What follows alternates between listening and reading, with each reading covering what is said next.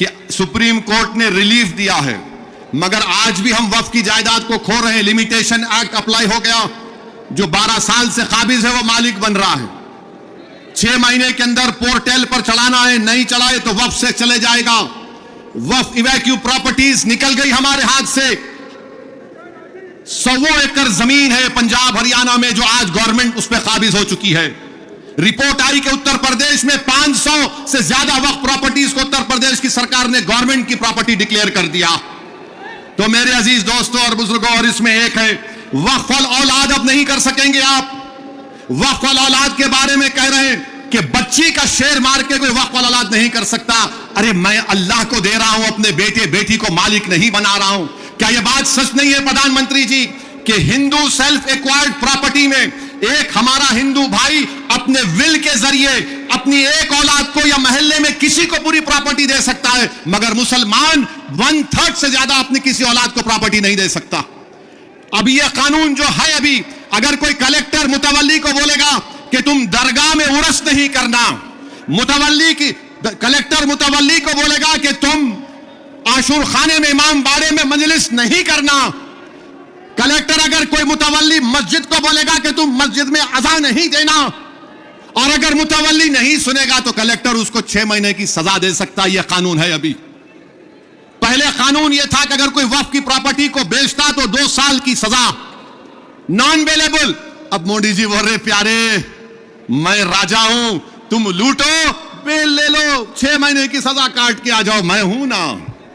यह कानून बनाया गया है।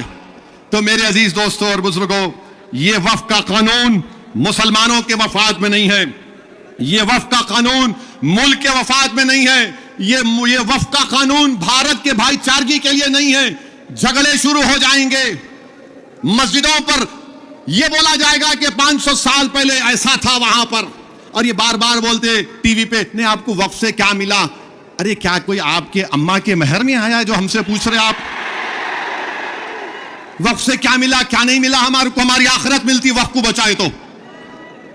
ताजा बंदा नवाज की दरगाह मेडिकल कॉलेज है, इंजीनियरिंग कॉलेज है, वक्फ का है। हमदर्द रूह अफजा पिए तो वो भी वक्फ का है। कलेजे को ठंडक पहुंचती, तुम लोग पियो जरा रूह अफजा। अब रूह अफजा के खिलाफ उन्होंने जिहाद कर रहे जो नाक से ऐसा सूंघ के दूसरे नाक नकपुड़ी से निकालने का दर्ज देते। कहां जाएगा ये मुल्क? हद तो ये हो गई मेरे अजीज दोस्तों और बुजुर्गों कि अब कोई ये कह रहा है कि चीफ जस्टिस के फैसले के बाद इस देश में मजहबी जंग शुरू हो जाएगी। नरेंद्र मोदी जी, आप इख्तिदार पर हैं, आपकी पार्टी के लोग इस तरह की बात करेंगे? आप तो भारत के संविधान पर हल्फ लिए हैं कि इस देश में ये अंबेडकर का देश, ये मौलाना अबुल कलाम का देश, ये भगत सिंह का देश, अल्लामा फजल खैराबादी का देश, हुसैन अहमद मदनी का देश, महमूदुल हसन का देश, ये टीपू सुल्तान का देश। यहां बोल रहे मजहबी जंग शुरू हो जाएंगी। मोदी जी, बाबरी मस्जिद का फैसला हमारे खिलाफ आया तो क्या हमने यह जुमला कहा था कि मजहबी जंग शुरू हो जाएगी? हमने कहा था कि supreme court is supreme but infallible, but not infallible. Babri मस्जिद को तोड़ने वालों का क्रिमिनल केस का फैसला आया, किसी को सजा नहीं हुई, हमने कहा कि मजहबी जंग शुरू हो जाएगी। 5-5 साल से बच्चों की बेल नहीं रहे, उनकी मां बाप मर रहे हैं, मर गए हैं, हमने यह कहा कि मजहबी जंग शुरू हो जाएगी। CAA का कानून है, हियरिंग नहीं होती, क्या हमने कहा कि मजहबी जंग शुरू हो जाएगी? UAPA में डालकर हमको सड़ाया जाता है कि हमने जुमला कहा कि मजहबी जंग शुरू हो जाएगी। नरेंद्र मोदी जी, आपकी पार्टी के लोग कह रहे हैं कि रिलीजियस वॉर शुरू हो जाएंगी, मजहबी जंग शुरू हो जाएगी। किसको डरा रहे हैं ये लोग? अदलिया को डरा रहे हैं आप। इख्तिदार में रहकर अदलिया को डराएंगे आप? आपके हक में फैसला आया तो आपके मुंह में लड्डू फूटते हैं और आप रिलीजियस वॉर शुरू हो जाएंगी। यही फर्क है हम भारत के उन मुहिबान भारत में जिसमें हिंदू मुसलमान भी है। हम जब हमारी मर्जी के खिलाफ भी फैसला आता है हम उसको कबूल करते हैं। इसलिए कबूल करते हैं कि हम कॉन्स्टिट्यूशनल मोरालिटी को मानने वाले हैं, और ये संघ परिवार के लोग एंटी कॉन्स्टिट्यूशन के लोग हैं। ये संविधान को तो मानते मगर उसको सब्सक्राइब नहीं करते हैं। ये फर्क है भारत के असली नागरिक में और उन लोगों में जो नेशनलिज्म के झूठे दावे करते हैं और कहते हैं कि रिलीजियस वार, जो कहते हैं कि अगर कोर्ट कानून बनाएगा तो पार्लियामेंट को बंद कर दो। अरे अगर तुम पार्लियामेंट में बैठकर अपनी अददी ताकत की बुनियाद पर मुझे मिटाने का कानून संविधान के खिलाफ बनाओगे तो मेरे पास चारा क्या बचता है कि मैं अवाम में जाऊंगा और फिर कोर्ट को जाऊंगा। हम कोर्ट को गए, अवाम में भी जा रहे नहीं। कोर्ट कानून कैसे बनाएगा? अरे जालिमों, सुप्रीम कोर्ट का जजमेंट कानून का मौकफ रखता है। पढ़ो, तुम लोग ट्यूबलाइट हो, तुम लोग थम्स अप हो, तुम्हारे दिमाग में एक ही बात बैठा हुआ है, नहीं मोदी है तो खुदा है। अरे खुदा था, है और रहेगा उसी का नाम। आइन है और रहेगा, मगर इस तरह धमकी देना अदालत को और फिर गवर्नर प्रेसिडेंट को बोल रहे हैं, उनको बोल रहे हैं अगर नहीं करे तो कानून बन जाएगा। अरे 142 क्या है प्यारे? 142 आइन का बनाने वाला अंबेडकर है। अंबेडकर में तुम्हारे से ज्यादा दूरअंदेशी थी। आप ये बोल रहे हैं कैसा बनाए, वो कैसा बनाए, हम ऐसा कर देंगे। मगर मेरे अजीज दोस्तों और बुजुर्गों, बीजेपी आइन पर एक फ्रॉड कर रही है और डरा रही है।